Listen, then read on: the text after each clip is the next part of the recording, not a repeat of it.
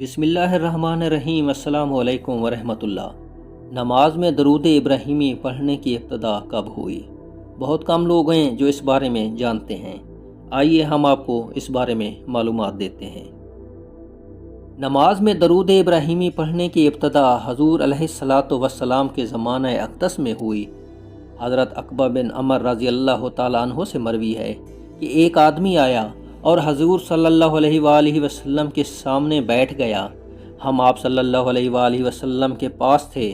اس نے عرض کیا، یا رسول اللہ، آپ صلی اللہ علیہ وآلہ وسلم پر سلام پڑھنے کا طریقہ تو ہم پہچان گئے، یعنی تشہد میں السلام علیک ایھا النبی ورحمۃ اللہ وبرکاتہ، لیکن آپ صلی اللہ علیہ وآلہ وسلم پر صلاۃ یعنی درود بھیجنے کا کیا طریقہ ہے؟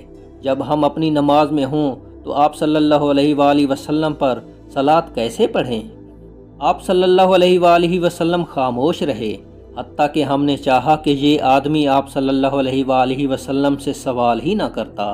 پھر آپ صلی اللہ علیہ وآلہ وسلم نے فرمایا، جب تم مجھ پر درود بھیجو تو یوں کہو، اللہم صلی علی محمد وعلی آل محمد کما صلیت علی ابراہیم وعلی آل ابراہیم انک حمید مجید، اللہم بارک علی محمد وعلی آل محمد کما بارکت علی ابراہیم وعلی آل ابراہیم انک حمید مجید۔